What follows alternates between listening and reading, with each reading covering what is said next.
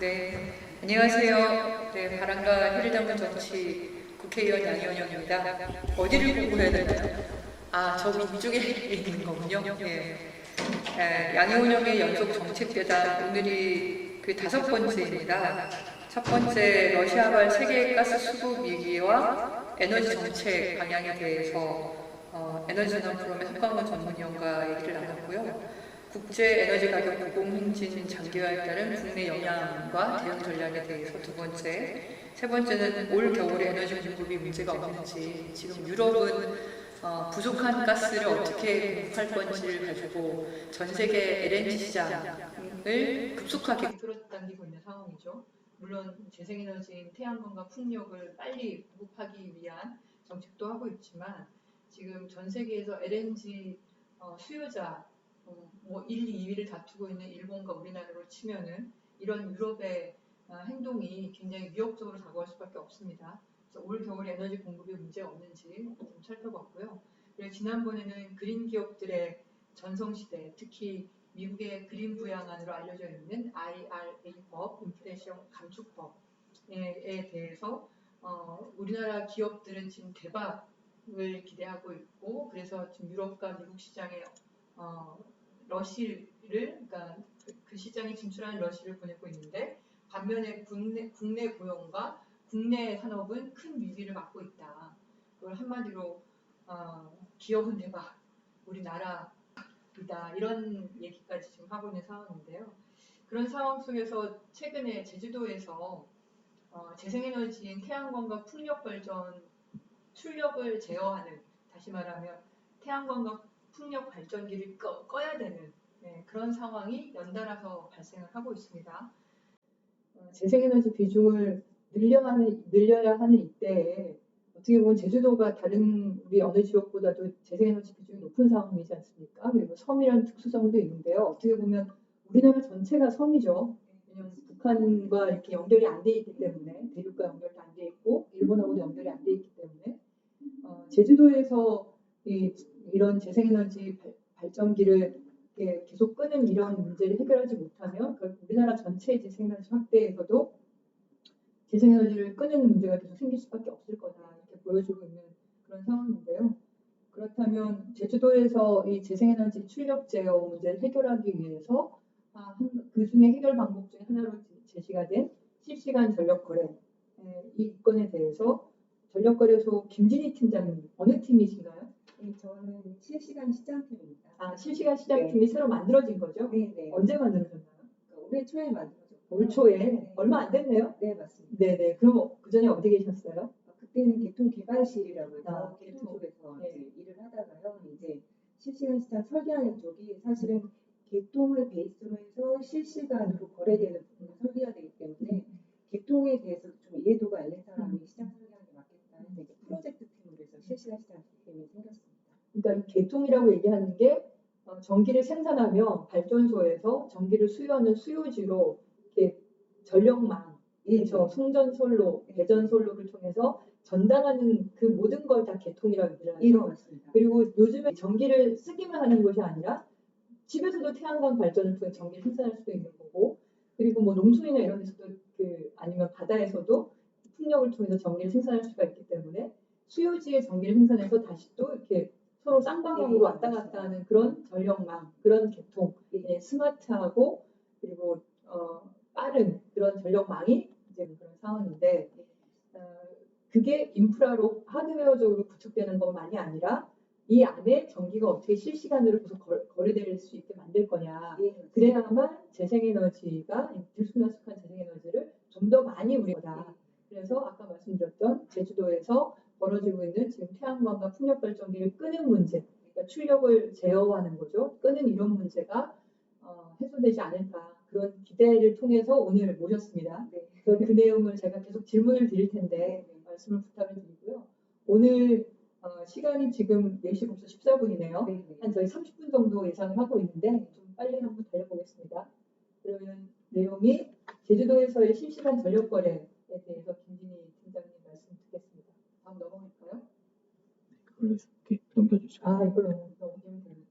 저희가 이번에 새로 마련한 넘기겠습니다. 네, 네. 지금 보시면은 우선 제주도에서 우리가 실시간 전력 거래하는 부분이 들어갔기 때문에요.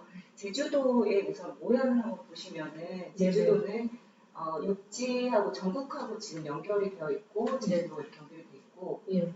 올라가는 거죠? 예. 지금 여기 써있는 것처럼 이 노란 색깔 부분이 이제 육지와 제주도를 연결하는 연계선이 해저 케이블로 두 개가 깔려 있고요. 저 두 개가 그 증류선이죠, 증류. 예. 우리가 보통 쓰는 전기는 교류. 교류. 플러스 마이너스가 왔다 갔다 하는 교류인데 저거는 플러스하고 마이너스가 한 방향인 직류로 육지와 연결되어 있는 거죠. 예. 그리고 이제 그 소비는 생산하는 것은 이제 그 동쪽하고 서쪽에서 보통 발전기를 생산을 하고 있고요. 그리고 소비지는 북쪽에 지금 연결이 되어 있는 그 제주도의 특성을 가지고 있습니다. 네. 소비지가 북쪽에 있다. 네. 그럼 제주도, 제주도 여기 소비가 집중돼 있고 생산은 동쪽에 이제 여기 풍력 발전기도 있고 또 복합 발전기도 있고 여기가 이제 집중이 돼 있군요. 남쪽에도 있는데요. 동서쪽에 있고요. 그러니까 남쪽하고 서쪽 파트 쪽에 있고요. 여기 이제 풍력 단지가 있고 복합 화력 발전기하고 기력 발전기가 조지에 있습니다. 그 기력이라는 게 증기를 가지고 터빈을 돌리는 게 기력인 거죠. 복합은 가스터빈, 그러니까 가스터빈은 가스를 폭발시켜서 하는 가스터빈과 거기서 발생하는 열을 가지고 물을 끓여서 그 증기를 가지고 터빈을 돌리는 두 개를 다 하는 게 복합이고 기력은 그럼 증기만 갖고 하는 건가요? 네. 여기는 이제 그 연료는 바이오 중유를 가지고 해서 중유, 석유를 갖고 하는 거예요? 이건 석유, 이건 가스. 내연은요? 내연도 지금 여기 그 바이오 중유를 쓰는 게 있고요. 그다음에 이제 경유 쓰는 거는 여기가 경유를 쓰고 있어요. 복합 이거는 경유 쓰는 거고 이것도 석유네요? 네, 맞습니다. 네, 색깔이 근데 이건 빨간색이고 초록색이라서 다른가 싶은데 그건 아니고 여기 복합은 가스, 그렇죠? 맞습니다. 여기 기력도 가스인 거죠? 바이오 중유입니다. 바이오 중유. 그러면 바이오 중유라고 하는 건 바이오가 전체 몇 %가 들어가 있는 건가요? 지금 100% 들어가서 운영을 하고 있는데요. 혼합률에 따라서 좀 바뀔 수가 있고. 그러니까 바이오 혼합률이 몇 %인가요? 한 1, 2% 아닌가요? 별로 몇 % 안 되는 그 이름은 바이오라고 되어 있지만 사실상 석유죠. 그러니까 이건 석유, 가스 그게 이제 꽤 큰 나태로 이렇게 있는 거네요, 그렇죠? 그리고 연계선이라고 하는 데서 전기를 받는 거죠, 보내는 게 아니라. 지금 보내지 못하고요. 그러니까 150 메가와트씩 전기를 받고 있는 거죠. 네, 알겠습니다. 그리고 여기 조그맣게 이제 풍력이 30 커봤자 30, 33 그런 정도의 풍력이 지금 있는 상태네요. 대정 풍력인가 한림 풍력, 해상 풍력이 착공에 들어가지 않았나요? 이제 착수하려고 지금 시작을 하고 있고요. 그건 100메가와트짜리고 굉장히 크죠. 그래서 지금 보시면은 이제 그 화석 연료를 사용하는 화석 에너지가 큰 동그라미라고 보시면 되고 이건 이제 10개 정도 지금 구성이 되어 있는 상태고 이제 작은 동그라미 중에 사실은 풍력이 약간 커서 이제 좀 그림상이 보이는 거고요.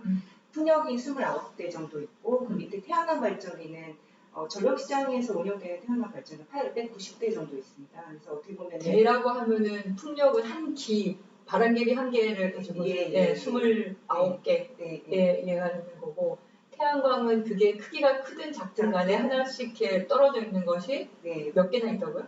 890개 정도. 890개.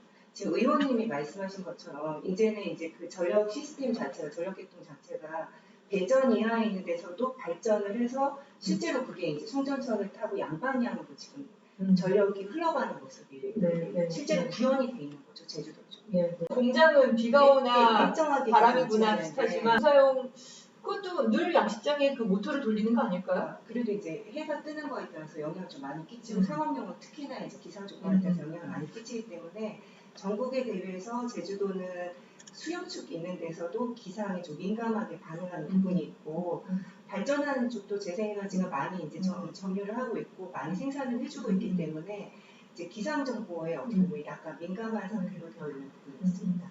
그게 제주도의 특징이다. 그 말씀하시는 거군요.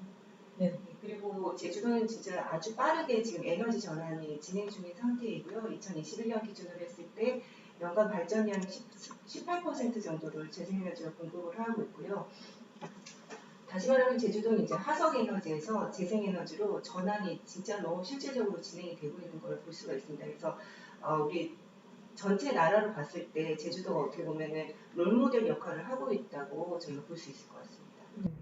근데 지금 18%에서 2년 동안 지금 멈춘 상태예요. 예, 이게 저희가 생각할 때는 전력 계통이 재생에너지를 지금 제대로 잘 받아주지 못하는 부분이 있어서 이제 사람들이 얘기를 할 때는 이제 원전하고 재생에너지 얘기만 하지만 사실은 전력 계통이 재생에너지를 받아줄 수 있도록 어떻게 빨리 변모를 하느냐가 핵심 키 포인트라고 제가 생각합니다. 이제 예. 그 덴마크나 이렇게 뭐 독일이나 재생에너지 비중이 높아진 나라들을 네. 보니까 전체 전기요금에서 차지하는 비중이 전기를 생산하는 데 들어가는 비용보다 이렇게 전기를 생산한 거를 송전하고 배전하는 전력 개통, 전력망을 건설하는 비용이 더 많이 들어가는 거예요. 사실상. 그래서 시장 전망도 보니까 뭐 원전이나 화석연료 같은 경우는 시장이 점점 쪼그라들고 있고 재생에너지가 굉장히 커지고 있는데 그만큼 거의 비슷한 규모로 전력망 관련한 투자도 비슷하게 증가하고 있더라고요. 예, 저희가 그쪽 부분을 사실은 되게 관심을 많이 가져야 그러니까, 되는 부분이고 예. 이게 뭐 그 옛날에는 이제 그 망에 대한 투자가 그 송전소를 설탑을 꽂는 것만 생각을 했는데 이제는 그 인프라 자체가 뭐 그런 것보다는 이제 그 깨끗한 에너지를 많이 만들었는데 그게 바로는 쓰지 못한다고 하면 저장을 해둬야 되잖아요. 그런 것에 대한 관심 같은 것들이 사실은 그 망에 대한 인프라에 대한 고민이 뭐 저장은 또 저장 시장이 따로 있는 거고 네. 전력 개통이라 그러면 실시간으로 오늘 뭐 실시간 거래의 필요성 얘기하는 것처럼 실시간으로 전기를 내가 사고 팔고 그리고 필요하면 저장하고 그러니까 전기가 많을 때는 저장하고 전기가 모자랄 때는 저장했던 걸 또 팔 수도 있고 그걸 예전에는 우리가 전력 계량기라고 하면 한 달에 얼마 썼냐 그거 계량만 하면 되는 거잖아요. 그래서 한 달 전에 뭐 시침이 여기가 있다가 한 달 후에 이 정도 지나갔으면 그만큼 쓴 거 요것만 계량하면 되는 건데 누적 계량을 한 거죠. 그쵸? 한 달 지나서. 네, 지금은 그게 아니라 실시간으로 내가 얼마씩 쓰고 있는지 그걸 알게 되면 또 실시간으로 생산되는 재생에너지 전기랑 매칭을 해가지고 사고 팔 수도 있고 또는 실시간 내가 쓰는 전기를 시간대를 다르게 해서 쓸 수도 있는 거고 저장할 수도 있는 거고 또 남는 전기를 팔 수도 있는 거고 내가 절약하면 절약한 것만큼 또 돈을 받을 수도 있는 거고 이런 걸 하려면 실시간으로 전기가 왔다 갔다 하는 게 보여져야 되는데 그쵸. 지금 현재 도매 전력 시장은 하루 전만 있기 때문에 사실 실시간으로 도매에서도 전기가 왔다 갔다 하는 게 시장으로 구현이 안 되어 있거든요. 그래서 시장이 이제 실시간 시장이 구현이 돼 있어야지 도매에서 전기가 왔다 갔다 하는 그 정상금이 소매 쪽에 있는 그 지금 의원님 말씀하신 그런 계량 정보를 가지고 수요 쪽에서 반응을 할 수 있는 그런 기틀이 마련된다고 볼 수 있습니다. 저는 그러면 전기가 남아돌 때 전기요금이 싸고 전기가 부족할 때는 전기요금이 비싸고 이래야지 수요자들이 이렇게 움직일 거 아닙니까? 근데 지금 우리는 전기요금이 24시간 그다음에 4계절 내내 똑같잖아요.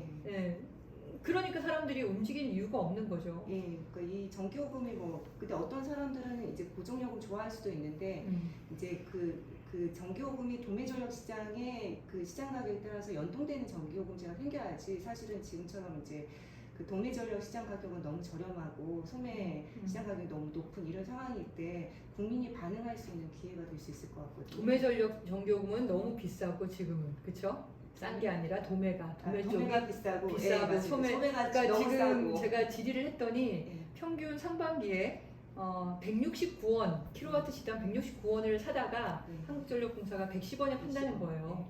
근데 8월 달은 봤더니 200원에 사다가 110원에 팔고 있어요. 근데 이거를 아까 말씀하신 것처럼 제주도 같은 경우는 전기가 지금 남아 돌아서 지금 버리고 있는 상황인 거잖아요. 근데 그때 남아 돌 때 그 전기를 싸게 심지어 뭐 유럽에는 보니까 마이너스 전기요금이 있더라고요. 마이너스 전기요금은 사실은 이제 뭐 충전을 하는 그런 전기 그러니까 전기를 돈을 받고 충전을 그렇죠. 할 수 있는 돈을 받고 내가 충전할 수 있을 정도로.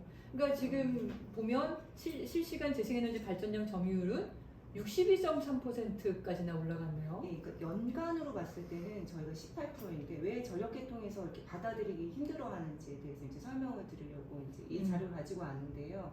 그러니까 2020년 4월 13일에 15시 58분 기준으로 해서 스냅샷을 찍으면은 우리가 생각할 때는 20% 연간으로 20%인데 요 시점에는 지금 신재생이 그러니까 부하는 그러니까 수요는 이게 전력 수요를 예, 말하는 거고 제주도에 그때 지금 제주도 전체에 쓰고 있는 전력량이 617메가와트였는데 그때 생산한 재생에너지가 384메가와트이기 때문에 그럼 전체가 62.3%의 재생에너지 비중을 이때 기록을 한 거죠. 예.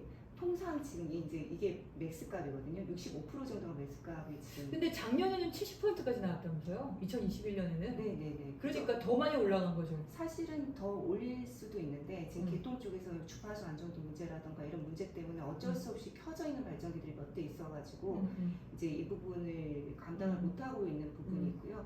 그러니까 이게 태생적으로 전기가 생산과 동시에 이제 소비가 되어야 된다는 그러니까 것 때문에 이게 태양광이 햇빛이 엄청 좋네요. 55% 이용률에다가 풍력은 76%, 바람도 좋고. 그러니까 이때는 바람도 좋고 태양도 좋았기 때문에 전기가 엄청 많이 생산된 거였어요. 그래서 그때 그러면 출력 제어를 많이 했겠네요. 이때 그 날짜의 출력 제어 쪽은 제가 체크를 해보지 못했는데 우선은 요 어떻게 보면은 이제 그 부하의 대부분을 이제 그 재생에너지가 감당을 하는 그런 시점이 분단위로 봤을 때는 이제 도래를 하고 있는 거고요. 사실 우리가 목표를 해야 되는 거는 여기 그 지금 찰랑찰랑거리는 이 62% 뭐 아니면 70% 정도에서 지금 찰랑찰랑거리고 있는 거를 100%까지 할 수 있는 방법이 없을까에 대해서 이제 고민을 해야 되는 거죠. 예, 근데 해야 지금 되는 평균이 18%밖에 안 된 거잖아요. 네, 그렇죠. 연평균은 이제 18%. 근데 지금 독일을 갔더니 지난 상반기에 51%를 끊었어요. 아, 예. 40%까지 제가 알고 있었는데. 네네. 근데 올해 상반기에 평균이 51%니까 100%를 넘어간 경우가 여러 번 있을 거예요. 그러면 그렇죠. 예. 흘러넘치는 전기를 그래서 네. 프랑스가 열심히 받아- 독일 전기를 이렇게 수입하고 있더라고요. 네. 네.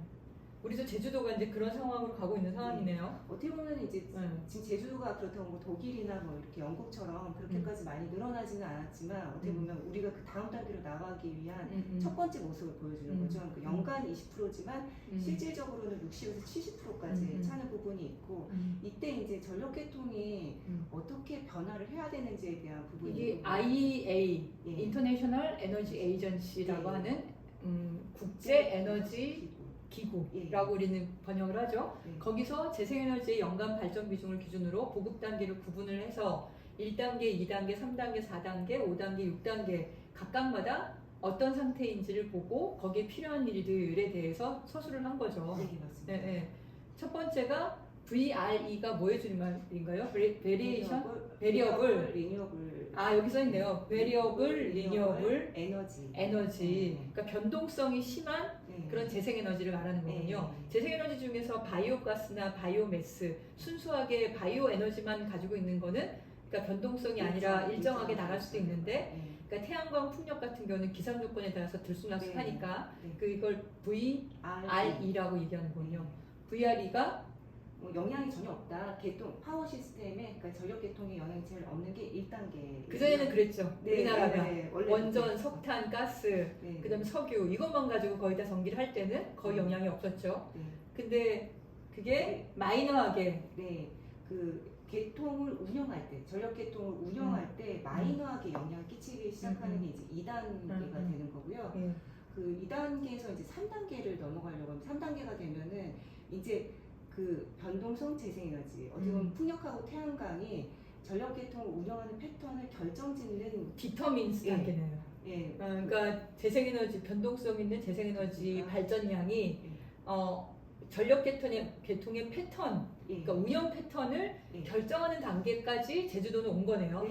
지금 육지는 2단계 정도라고 볼 수 있겠어요, 그렇죠? 3단계로 간 겁니다. 그러니까 주어가 이제 재생에너지가 되는 겁니다. 재생에너지가 결정을 짓는 요소가 되는 거고, 이제 2단계에서 3단계 갈 때 해야 되는 이제 도전 과제가 있고, 3단계에서 4단계 갈 때 해야 되는 도전 과제가 있는데, 뒤 슬라이드에 나와 있고요. 그럼 이제 4단계로 넘어갔다고 생각을 하면, 이제 재생에너지가 모든 발전력을 거의 다 대체를 하는 그런 단계를 이제 경험하기 시작하는 게 이제 그러니까 지금 제주도가 3단계에서 4단계로 못 올라가고 있는 상황인 거죠. 맞습니다. 근데 저는 사실 20%가 못 올라가고 있어요. 그러니까 제가 그래프 여기는 없는 것 같은데 제주도가 재생에너지가 미미하게 있다가 어느 순간에 확 올라갔어요. 급증했어요. 근데 올라갔다가 지금 정체된 거예요. 그러니까 작년에 18%, 재작년도 18%. 사실 이게 20% 위로 올라가야 되는 건데, 그럼 제가 이제 계속 여쭤보는 게 어떻게 하와이도 섬이고 네. 아일랜드도 섬이고 크게 보면 영국도 섬인데 거기도 육지나 대륙하고 HVDC로 다 연결돼 있잖아요. 우리랑 비슷한 상황인데 왜 그 나라는 20%를 간단히 넘어갔는데 1단계를 넘어갔단 말입니다. 근데 우리는 25%를 못 가고 있어요. 그러니까 만약에 25% 단계라고 한다면 25% 단계라고 한다면 이해가 될 텐데 이 25% 단계도 아니고 18%에서 멈 있어서 그 1단이나 주 단위로 공급 과잉이 발생을 한다던가 수요보다 공급이 많다거나 아니면은 6단계를 가면은 먼슬이나 시즈널로도 이제 그 공급 과잉이 발생을 하게 되는데요. 이제 그 유럽이나 유럽 정도 데가 이제 40%를 넘어서고 이제 50%로 다가가고 있기 때문에 이쪽에서 고민하고 있는 게 이런 단계에서는 이제 들어가는 부분이 이제 그 시저널 스토러지 같은 것들.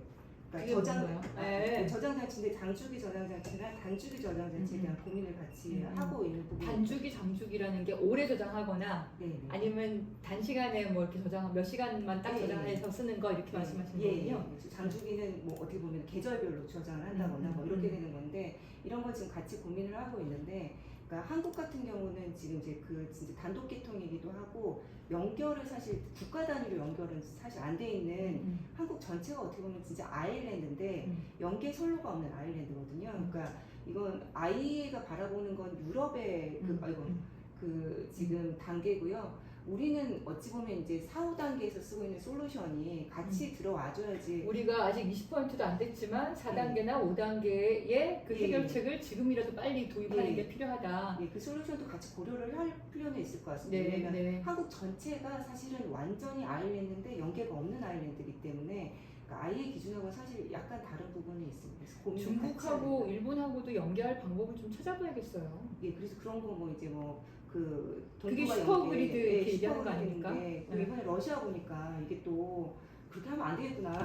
우리 자체적으로 어떻게든 해결을 해야지. 그래도 일본하고는 동맹 관계가, 그러니까 일본이 지금 동쪽하고 서쪽이 헤르츠가 다르지 않나요? 네, 맞습니다. 우리가 60헤르츠죠? 근데 그 일본의 동쪽이 어느 쪽이 50인가요? 정확하게 모르겠는데 50헤르츠가 있고 60헤르츠가 지금 있는. 그 60헤르츠랑 좀 연결을 하면 그나마 좀 숨통이 트일 텐데요. 네, 그럴 그렇죠? 수는 있습니다. 중국도 60헤르츠인가요? 50헤르츠인가요? 중국은 60헤르츠인데요. 그럼 중국하고 60헤르츠 연결하고 일본하고도 60헤르츠 쪽에 연결하면 그나마 좀 낫지 않을까요? 그런 걸 고민을 해볼 수 있는데 또 러시아 사태를 보니까 이걸 연결을 하는 게 맞는 건가를 또 고민을 할 수도 있겠더라고요. 지금 상황으로 봤을 때는 어떻게 해서든 그 국가 안에서 우리가 에너지 안보를 가져가려면은 자체적으로 재생에너지를 많이 들어오고 왜냐하면 연료 수입 많이 되니까 그걸 잘 운영할 수 있는 기술을 지금 유럽으로 봤을 때는 5, 6단계에 있는 그런 솔루션을 가지고 오더라도 우리가 이제 구축을 하는 거를 고민을 해볼 필요는 있는 것 같습니다. 네, 알겠습니다. 그러니까 전문가분들이 하실 역할이 굉장히 많은 거예요, 지금. 그래서 제주도로 봤을 때는 지금 이제 저희 그 아이의 기준으로 봤을 때는 3단계에 해당이 되는데 사실은 이제 뭐 3단계, 4단계가 섞여 있는 지금 상황이라고 보면 될 것 같고요. 그 2단계 넘어가는 지금 육지 쪽에 있는 데는 가시성 문제가 있기 때문에 가시성이 뭔가요? 눈으로 본다는 의미를 가지고 있고 앞에 설명드린 것처럼 재생에너지가 890대가 있다. 그럼 그거를 이제 실제로 발전기 출력이 얼마가 나오는지 봐야 되는데 개수가 너무 많아서 사실 보기 되게 어려운 부분이 있어서 이 모니터링 하는 거에 사각지대를 어떻게 해소할 거냐의 문제가 이제 첫 번째. 인버터를 다 달아서 그 데이터를 수집하지 않나요? 공통 데이터를 가지고 수집을 하면 되는데 이제 사실 이제 그게 우리는 전체 계통을 어떤 한 그 컨트롤 센터에서 이제 인지를 해야 되는데 그 아주 작은 발전기의 인버터 데이터를 다 가지고 오기 좀 어려운 부분이 있기 때문에 이제 계속 고민을 해야 되는 부분이 있다. 지금은 그 데이터를 수집하지 못하고 있나요? 전력거래소에서? 하는 부분도 있고요. 지금 아직 못하는 부분도 있고. 한국전력공사에 바로 파는 태양광 발전기의 규모가 10기가와트를 넘더라고요. 맞습니다. 그거는 전력거래소에서 모니터링 못하고 있는 거죠. 그게 이제 못하는 이유 중에 하나가, 그러니까 모니터링 한다는 거는 계량기가 아니고 지금 이 순간이니까 최소한 뭐 1분에 한 번씩 데이터가 올라와야 되는데 PPA 거래하는 발전기는 워낙 용량이 작기 때문에 근데 그게 다 모여서 원전 10개 분량이에요. 그게 이제 계량기만 달고 있는데 그 계량기가 또 이게 이제 그 한 달 뒤에 그냥 실적이 나오고 뭐 이런 것들이 있기 때문에 사실은 그 부분을 어떻게 추정해낼 거냐. 사실 그거 하나하나를 다 이제 모니터링해서 가지고 오려면 이게 돈이 많이 들잖아요. 그 사업자 입장에서도 굉장히 불편한 부분이 있는데 그거를 추정을 하거나 아니면 럼섬으로 가지고 오거나 하는 거에 대해서 이제 고민을 육지 쪽은 지금 해야 되고 제주도는 되어 있고 지금 현재 전기 생산이 어떻게 되고 있는지를 볼 수 있어야 된다. 예, 지금 예. 그것도 못 보고 있다. 그거 네. 육지 쪽인데 보는 거를 지금 차근차근 하고 있는 중이다. 그리고 이제 변동성, 저장, 네. 이 백업 자원, 네. 이게 뭐 배터리, 네. 뭐 수소, 예, 양수 발전소 이런 어쨌든 저장하는 거. 제가 덴마크 가서 보니까 건물 큰 데다가 뜨거운 물로 전기로 물 끓여서도 보관하고 있고요. 근데 유튜브를 봤더니 네. 석탄 갱도 깊은 뭐 굉장히 깊은 몇백 미터짜리 거기에다가 무거운 추를 들어올려가지고도 저장하고 있고. 그러니까 저장하는 게 여러 가지가 있더라고요. 네. 그걸 확보를 해야 되고 주파수 불안정에 대한 관성 저하 이게 아까 그 터빈 네. 돌아가는 거 그걸 무슨 조상기요? 동기조상기. 동기조상기 네. 진짜 어렵네요. 네. 네. 동기조상기 같은 걸 이용해서 할 수도 있는 거고 이것도 관건성 문제 뭐 이런 것들에 대해서 고민은 이제 안정성 파트에서 이제 그걸 빨리 고민뿐만 아니라 어쨌든 진행을 시켜야 되는데요, 그렇죠? 그리고 소프트웨어적인 거에 대해서도 얘기를 좀 해야 되지 않을까요? 예. 그거는 그럼 이제 4단계에 해당되는 지금 아일랜드 계통, 제주도랑 동일하고 어떻게 보면 우리 한국이랑도 동일하다고 볼 수 있는 아일랜드 계통을 갖고 있는 아일랜드에서 재생에너지 어떻게 대응을 했느냐.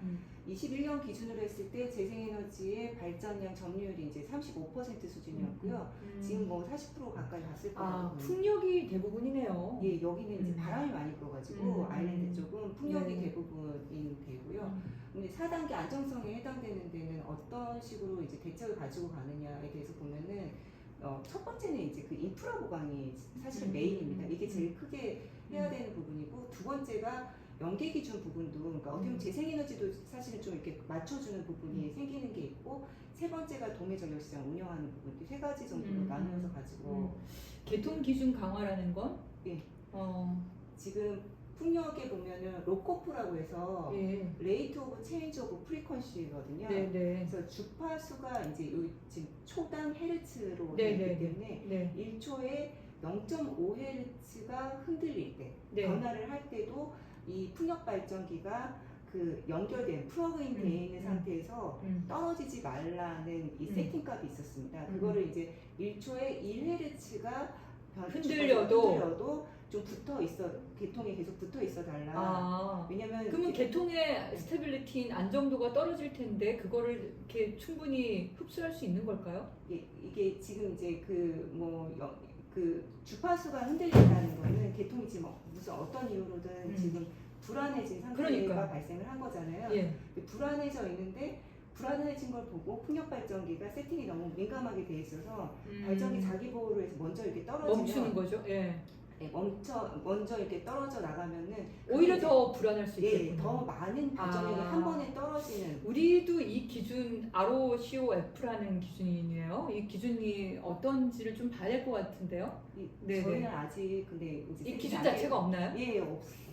없어도 언제 그럼 떨어지는 건가요? 그래요? 지금 제주도 같은 경우는 이제 그 0.93Hz를 기준으로 해서 떨어지도록 통상적으로 지금 세팅이 되어 있는 상태고 사실은 기준이 있어야지 뭐 그 풍력 발전 사업자든 태양광 발전 사업자든 내가 의도해서 막 그렇게 하는 건 아닌데 옛날 기준에 어쨌든 기준을 좀 완화시켰다는 게 있고 이거 연계선로 보강은 우리가 지금 들어오는 전기만 있는데 나가는 선도 지금 하고 있는 거잖아요. 근데 나가는 선을 만들고 있는데 걔가 또 육지 내에서 송전을 못하는 상황이다 이런 보고를 또 제가 받았어요. 예, 제주도가 지금 제3연계선은 계획은 24년도로 3년도로 되어 있어서 지금 여기서 이제 새로 만드는 것처럼 저희도 이제 내보내는 걸 만들고 있는데 문제는 전남 지역 있는데 워낙 이제 시제 거기에 태양광과 풍력이 많이 들어가고 있으니까 네네 거기 자체에서 또 승전선로를 만들어야 되는 거잖아요. 네, 아니면 수요초를 만들거나. 네, 전남에서 충청도 넘어가가지고 거기서 이제 수도권 넘어가는 라인이 다 보강이 돼야 돼가지고 그럼 그러거나 아니면 전남 쪽의 공장들이 다른 지역에서 일로 이전해오는 수밖에 없는 거네요. 결국은 수요처가 많아지거나. 예, 그러니까 뭐 이렇게 생각해볼 수도 있습니다. 전남 쪽은 사실은 땅은 많고 인구는 별로 안 많기 때문에 뭐 이건 제 개인적인 생각인데 전남을 특구 지역을 선정을 해서 뭐 전기요금이 사실은 이제 그 제주도에서부터 올라오는 전기는 굉장히 저렴한 전기잖아요. 그렇죠. 남는 전기니까. 그것도 있고 연료가 영원인 전기니까 사실 그렇죠. 굉장히 저렴한 전기고 이거를 제한하는 것보다는 거기에 이제 공장이 들어온다고 하면 전기요금에 대한 특례 지역을 만들어서 거기 여수나 이쪽은 다 공단이거든요. 예. 거기가 자체 석탄 발전소도 많이 쓰고 있어요. 네 맞습니다. 그걸 이걸로 대체할 수 있는 방법을 좀 한다거나 아니면 그렇게 남는 전기를 그 지역에서 소비를 하게 되면은 네. 아주 저렴하게 예, 준다거나 지급을 해줄 수 있는 지금처럼 전기요금을 중단시키는 것보다 그게 더 예, 낫겠죠. 그게 훨씬 나을 것 같고요. 그러면 예. 전기요금이 달라져야겠네 제도가. 예, 전기요금에 대해서 어떤 지역에 대해서 전기요금을 좀 달리 주는 거에 대해서 한번 고민을 해볼 필요가 네네. 있죠. 저도 그 법을 좀 발의를 해보려고 들여다보는데 네. 쉽지가 않더라고요. 예.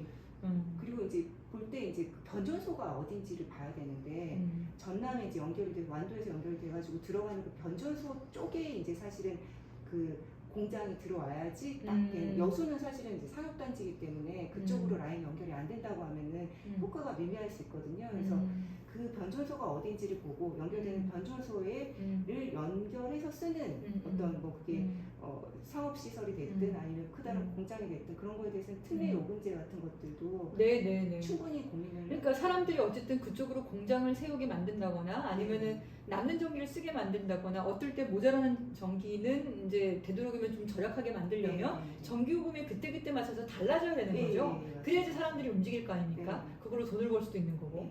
그리고 실제 저렴한 전기이기도 하고 실제적으로도 저렴한 전기. 그게 바로 이제 도매 전력시장 운영과 전기요금이 같이 맞닿아서 이렇게 움직여야지 이게 뭔가 소프트웨어적으로 해결책이 좀 나올 수 있다고 보시는 거죠? 그렇죠. 시장제도 측면에서는 이제 도매전력시장 가격하고 소매요금도 사실은 연결이 돼야지 이제 의미 있게 유의미하게 동작을 하기 때문에 그렇죠. 그 전기요금이 도매에서 전기가 남아돌 때는 도매 전기가 거의 제로에 가깝고 그러면 소매 전기요금도 엄청 싸지고 그렇죠? 그리고 얘가 비쌀 때는 소매 전기요금도 비싸지고 그래야지 서로 연계가 돼야지 뭐 그대로 반영되진 않겠지만 그래야지 사람들이 이제 움직일 수 있는 거고 그거는 가락동 농수산물 시장의 양파가 완전히 비쌀 때 그리고 쌀 때 그러면 사람들이 어쨌든 쌀 때 구매해서 이렇게 저장해 놨다가 비쌀 때도 팔 수도 있고 그렇게 움직일 수 있을 텐데 전기도 그렇게 유연하게 좀 움직여야겠다. 지금 아일랜드가 지금 그렇게 움직이고 있다는 거잖아요. 기술적인 것과 그러니까 하드웨어적인 것과 제도적인 것을 같이. 그리고 거기는 이제 밸런싱 시장이 있어서 실시간 시장이 지금 도매 전력 시장에 있는 상태예요. 밸런싱 시장이라는 게 뭘까요? 수요와 공급을 실시간에 맞추는 겁니다. 장기의 특성 때문에 이제 실시간으로 수요하고 공급을 언제나 이제 초 단위로 맞춰야 되는데 그거를 맞춰주는 거를 그러니까 밸런스를 맞춘다, 수요와 공급을 맞춘다는 의미에서 밸런싱 시장이라고 합니다. 그리고 이제 이게 지금 저희 이제 지금 이 주제의 흐름 자체가 그 에너지 공급 위기에 대응해서 대응책 중에 어떤 부분이 있느냐에 저희가 생각할 때 이제 핵심 요소가 재생에너지의 확대라고 생각을 합니다. 그래서 EU 쪽에서 이제 뭐 페이퍼가 이제 22년 3월달에 나왔는데요. 러시아의 내추럴가스의 의존도를 낮추기 위한 그 10가지 계획을 이제 액션 플랜을 얘기를 했고요. 리파워 EU 말씀하시는 거죠? 요거는 리파워 EU 말고 올해 새로 나온 그러니까 러시아의 내추럴가스의 의존도를 낮추기 위해서 EU가 어떤 식으로 행동을 해야 되는지에 대해서 10개의 그 포인트 플랜을 제시를 했고요. 10개의 포인트 플랜 to reduce the European Union's reliance on Russian natural gas군요. 네네. 그 중에 이제 전력 산업 관련된 건 액션 4, 5, 6이 해당되는데 그 중에 메인이 이제 액션 4가 해당이 되는데 이제 풍력하고 태양광 사업을 더 가속화시켜야 된다는 겁니다. 그래서 그러니까 그 35테라와트 아워의 추가적인 프로젝트가 신설이 되어야 된다라는 부분이 이제 사실 메인으로 보셔야 될 것 같고요. 재생에너지 확대가 어떻게 보면은 그 외국에서의 그런 의존도를 낮추고 그 국가 이제 그 안보를 올리는데 그 핵심적인 역할을 하는데 이때 지금 앞에서 얘기했던 그 IEA 그 단계에서 보는 것처럼 그 전력 계통이 못 받아주는 부분이 어떻게 보면은 제일 큰 그런 배려라고 해야 되나요? 그 장애 요인으로 작동을 하고 있기 때문에 중요한 부분은 재생에너지 확대를 위해서는 무엇보다도 시급한 사항이 지금 18%에서 못 넘어가는 게 사실 이런 것 때문이니까 개통하고 시장에 혁신이 있어야 되고 이 시장은 도매 전력 시장이기도 하고 사실은 소매 전력 시장. 도매 시장이 소매 시장이 연동돼서 같이 움직여야만 네, 수요자가 거기에 네. 맞게 반응을 하겠죠. 네, 네. 네. 그래서 이제 전력 시장 쪽으로 넘어가서 보면은 전력 시장의 패러다임 변화 쪽으로 가서 보시면요. 이제 전력 시장에서 이제 그 목표로 하는 거는 전력 시장 내에서 그 재생에너지가 화석에너지 발전을 대체할 수 있도록 시장 구조를 바꾸는 게 이제 혁신의 목표가 되고요. 두 가지 파트로 나누는데 하나는 재생에너지 파트에 생각하는 거고 하나는 시장 파트에 생각을 하는 건데 재생에너지 파트는 사실 아주 작은 발전기들이 막 다 모든 이렇게 의무를 일반 발전기하고 동등한 의무를 이행하기 위한 뭔가 장치를 그 구비를 한다거나 아니면 사업자도 사실은 되게 그 작은 사업자이기 때문에 도매전력 시장이 되게 어렵잖아요. 이런 걸 다 아실 필요는 없거든요. 그래서 이거를 이제 버추얼 파워 플랜트 형태로 모집을 해서 전력 시장에 참여할 수 있도록 그래서 주력 전원화가 됐을 때 뭔가 추가적인 인센티브를 줄 수 있도록 만드는 부분이 하나가 있고요. 또 전력 시장은 재생에너지의 변동성이나 불확실성을 감안할 수 있도록 실시간 시장을 만드는 게 또 하나의 파트가 되어 있습니다. 그래서 그 크게 말씀드리면 리니어블은 fit for the market, 마켓을 좀 맞추는 부분이 약간 이제 움직여야 되고 그러니까 이게 여러 개 흩어져 있는 재생에너지를 이렇게 모아서 누군가가 모아서 하나의 큰 발전소인 것처럼 이렇게 운영할 수 있는 그런 사업이 새로 생겨야 되는 거다. 그렇죠. 그게 버추얼 파워 플랜트. 플랜트라고 해서 VPP라고 하고 가상 발전소라고 하는 거죠. 옛날에는 발전소를 가진 사람만 발전 사업을 할 수 있었는데 이제 앞으로는 자기가 발전소를 가지고 있지 않는다 하더라도 여러 개의 재생에너지 뭐 태양광이나 풍력이나 이 사람들과 계약을 맺어서 내가 그걸 가지고 운영을 하면 내가 발전소가 없어도 발전 사업자가 되는 거죠. VPP 가상 발전 사업자가 되는 그런 제도를 만들어야 된다. 그게 저희 분산에너지 특별법 지금 준비하고 있는 게 그렇거든요. 그리고 두 번째는 아까 계속 말씀하신 실시간으로 수요와 공급을 맞출 수 있는 그러려면 전기요금도 거기에 따라서 변화되는 그런 밸런싱 시장이 도입이 돼야 된다. 이렇게 둘 다 제도적인 거네요. 제도적인 거. 제도적인 부분에 대해서. 네네. 기존에는 이건 기존의 큰 규모의 원전, 큰 규모의 석탄, 큰 규모의 가스나 석유 발전소에서는 필요 없었던 새로운 재생에너지 수백 개 지금 수백만 개더라고요. 한 나라에 수백만 개의 재생에너지 발전소가 크고 작은 게 동시다발적으로 막 움직이고 있으니까 그걸 이 시장에서 이렇게 스마트하게 움직일 수 있게 제도를 만들어야 된다. 재생에너지가 주인공으로 생각했을 때 우리가 어떻게 바뀌어야 되는지에 대해서 고민이 계속. 그래서 전력 시장과 전기요금이 그만큼 스마트하게 바뀌어야 된다.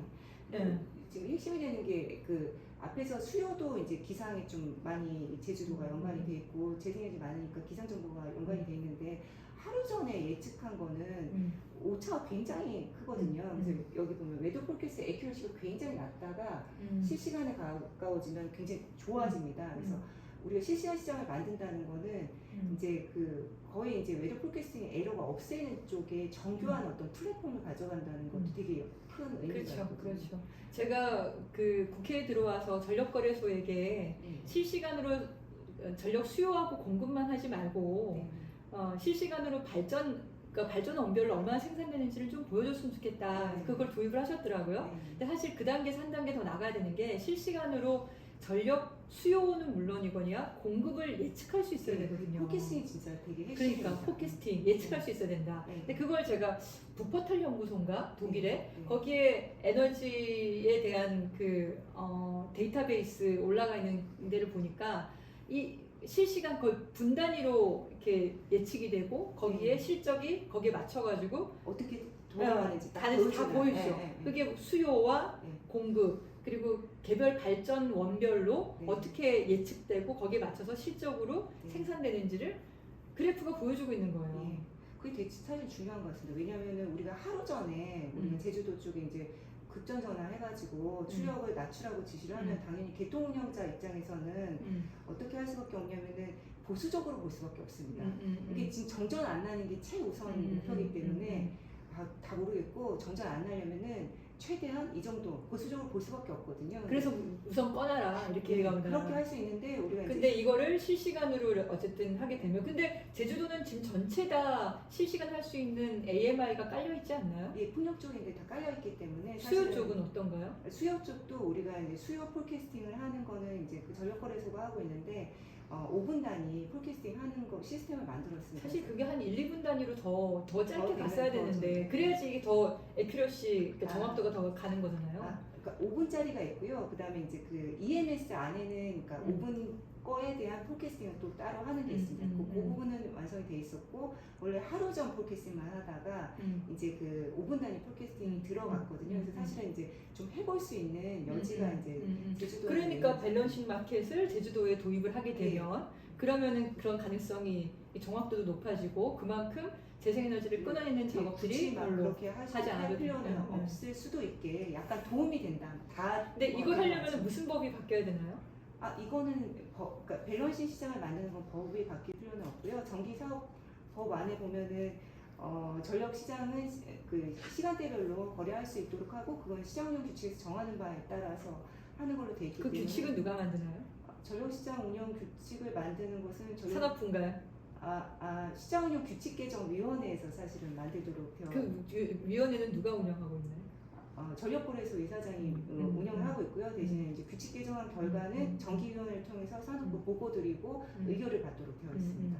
이게 도매 시장에 대해서 개혁하는 위원회를 만들어서 사실 1년 이상 운영을 했던 걸로 알고 있어요. 네네네. 그래서 그게 이번에 국정감사 때 잘 하고 있는지 예, 이걸 도입할 수 있는지를 한번 물어보겠습니다. 그 위원회가 이제 실시간 시장위원회가 거기 있었고요. 네, 거기서 그러니까. 설계안이 지금 나오는 그러니까요. 상태입니다. 근데 제가 알기로는 대선 전후로 해서 멈춰 있는 걸로 알고 있어요. 그 위원회가. 그걸 다시 가동을 해서 진행을 시키는 게 맞겠죠. 네. 한번 최근 상황을 한번 제가 보고 받아보는 걸로 하고요. 그리고 이제 시장의 패러다임 변화 쪽인데 이게 지금 그 제주도가 3단계 유연성 문제가 있다고 했는데 여기 되게 잘 보여주는 거여서 이게 2020년 5월이라고요. 네, 근데 이게 그 전에 이제 이건 폴캐스트한 거였죠? 예, 폴캐스팅. 그러니까 예전에 2020년 5월에는 이렇게 될 거라고 생각했는데 제가 알기로 2020년 5월은 이거보다 훨씬 더 재생에너지가 늘어난 걸로 알고 있습니다. 그러니까 요거는 지금 보시면 이게 에스티메이티드 된 거여서 네, 작은 네. 논문이긴 한데 제가 그 전에 이 두 가지를 가지고 강의를 많이 했거든요. 예. 우리나라는 지금 2단계에 가 있는 맞습니다. 거죠. 그 단계에서 근데 독일에서는 훨씬 더 많은 재생에너지를 여기 들어가고 있고 심지어 이 재생에너지가 흘러 넘쳐가지고 마이너스 전기요금이 되고 있습니다. 네네. 그래서 이제 기저전원이라는 개념이 없고 모든 거는 플렉서블 백업이 되는 거죠. 그 화석 에너지에 관련된 거는 플렉서블 백업 개념으로 가야 된다는 게 어떻게 보면은 이제 핵심이 되는 거고 그래서 전력 시장 파트 쪽에서는 이 플렉서블 백업이 되면 사실 이용률이 굉장히 많이 떨어지잖아요. 그래서 그럼에도 불구하고 필요는 하기 때문에 이걸 어떻게 제도 개선하느냐에 대해서 고민을 할 필요가 있는. 그래서 이렇게 파고들고 이렇게 해서 어쨌든 야간에도 재생에너지 전기를 많이 보급할 수 있는 풍력을 많이 늘리고 하면 이게 기저발전이 필요 없는 시대로 가는 거더라고요. 예, 기저발전이라는 개념이 사라지는 거죠. 그렇죠. 근데 계속 우리는 기저발전만 얘기하고 있는데 이제 재생에너지가 한 뭐 20% 넘어가고 하면 이미 기저발전을 필요 없는 시대가 가고 있다. 그 얘기를 전 지금 정부에 얘기를 해주고 싶습니다. 이것도 뭐 관성이라고 생각합니다. 우리 그 전력계통 하던 사람들이나 다 기저발전 얘기를 해요. 전력당국 사람들이 여기에 너무 익숙하니까 관성에 의해서 계속 그 고민을 하고 있는 개념을 바꿔야 되는데 그러니까요. 이미 세계는 다른 데로 가고 있는데 지금 제가 이제 워크숍을 다시 돌아가야 되는 상황이 돼서 좀 간단하게 하고 넘어갔으면 좋겠는데요.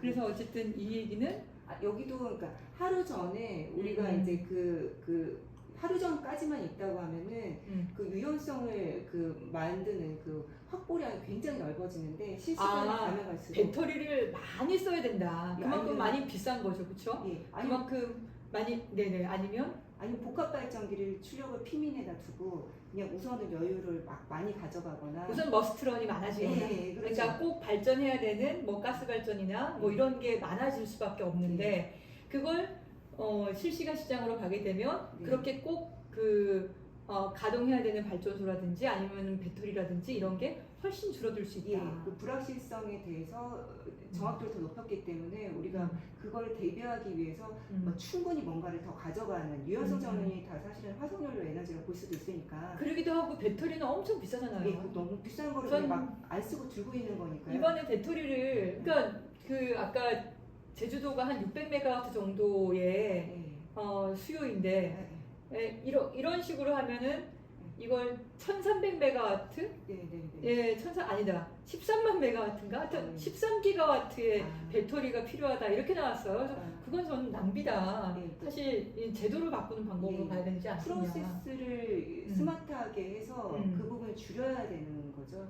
이거는 그냥 전력시장 기본 구조에 해당이 되고요. 저희는 우리는 장기 계약 시장도 지금 없는 상태죠. 예, 사실은. 여기도 사실 보라색도 없고요. 지금 파란색 파트도 없고 요거 하나 딸랑이 있는 상태거든요. 하루 전 시장이 하나밖에 없는 네. 거죠. 그러니까 진짜로 이제 아주 고정적인 대형 발전기만 있다는 전제하에. 예, 관성이 아직 남아 있는 거죠. 예, 근데 예. 이제 지금은 재생에너지 변동성이 실시간 시장이 중요하고 또 특히나 이제 계약 시장도 사실은 필요합니다. 그래서 이제 그 장기에서 에너지 판매만으로는 수익을 못 거두는 어떤 류의 새로운 신자원이 들어오면은 그 장기에서 계약을 맺어주는 부분도 고민을 해야 될 것 같습니다. 예. 자, 그리고 그래서 이제 우리는 하루 전 시장만 존재한다. 네, 그래서 하루 전 시장만 존재를 하는데 한계가 많이 있다. 앞에서 설명드린 것처럼 발전 예측 정보를 업데이트할 수도 없고 1시간 단위로 지금 계획을 세우고 있는데 그 사실 분 단위 계획을 세워야 되는 시점이 왔는데 그런 것도 못 하고 있기 때문에 지금 넘어가야 된다. 일런싱 시장을 실시간 시장이라고 예, 예. 얘기한다는 거죠. 네. 자, 그래서 여기서는 기본 개념은 하루 전 시장 이후에 실시간에 인접한 시점에 변동된 수요나 공급의 여건이나 개통 상황을 반영해서 이제 전력 거래를 하는 시장을 만들어야겠다는 거고요. 1시간 단위에서 15분 단위로 이제 가격을 세분화하고 또 하루 전하고 실시간에 이중 정산 체계를 가져오는 쪽으로 요건 일반적인 어떻게 보면은 그 해외 거의 표준적인 그런 전력 시장 구조를 저희가 만들겠다는 얘기입니다. 그거 이제 준비하시는 전력거래소 준비하시는 네, 네, 거군요. 네. 고민을 그래도 계속 하고 계셔서 다행입니다. 네. 요거는 이제 그 거래하는 쪽에서 어떻게 바뀌냐. 전력 시장은 데이아이드 마켓만 있었는데 이제 리얼타임 마켓이 들어오고요. 그 밑에 있는 그 예측을 더 정교하게 시키는 부분이 데이아이드에 대한 어떤 프로그램을 계속 돌리는 게 있었는데 그 계속 반복적으로 돌리면서 RT까지 리얼타임까지 계획을 조정하는 작업이 좀 어렵네요. 예, 예. 네, 이건 좀 넘어갈까요? 예. 네. 여기까지 얘기하기는 좀 이 이중전산 적용을 좀 말씀해 주시죠. 이게 이중경산 적용하는 게 어떻게 보면은 이제 그 기존 발전 사업자 입장에서 좀 어려운 부분이 있을 수 있지만 이게 이제 또 어떻게 보면 스케줄을 되게 잘 맞춰줄 수 있는 부분 하루 전 시장이 있고요. 그 상태에서 실시간 시장이 더 쉬워지는 형태이거든요. 그래서 그 하루 전 시장에서 낙찰을 받았으면 사실은 S&P만 중요한 게 아니고 내가 발전 계획량이 그 선택이 됐잖아요. 그럼 계약이 체결된 거를 보고 이 계약을 지킬 의무가 있거든요. 그래서 내가 그 전날 했는데 그 입찰을 했는데 가격이 저렴했다. 그래서 낙찰이 된 발전기는 9시부터 10시까지 100메가와트를 낙찰을 받은 발전기는 실제로 그 다음날 9시부터 10시까지 100메가와트 낼 계약의 의무를 지고 있는 거거든요. 그걸 완성시켜주는 게 이제 그 이중정산의 개념이 될 수가 있고요. 예를 들어서 어떤 A라는 발전기가 연료비가 저렴해서 하루 전 시장에서 낙찰을 했는데 발전소 사정으로 인해서 50%밖에 발전을 못한 경우를 가정해 지금 같은 경우 가정을 해보면 하루 전 시장의 가격이 100원이었고 이게 어떤 발전기가 지금 떨어져 나갔으니까 실시간 시장 가격이 튀어서 150원이 됐다고 가정을 해보겠습니다. 그리고 A 발전기의 연료비는 80원이고 낙찰된 계약량은 100메가와트고 실적 50메가와트 아워만 실적이 나왔다고 하면은 이거는 지금 좀 어려울 얘기하기가 좀 어려울 것 네. 같고요. 어쨌든 이런 이중정산 제도가 포함이 좀 되어야만 이 하루 전 시장과 실시간 시장이 같이 기동될 수 있을 거다. 이렇게 지금 제안을 주시는 거 아닌가요? 네, 맞습니다. 그렇죠. 맞습니다. 네, 네. 그리고 또 이 부분이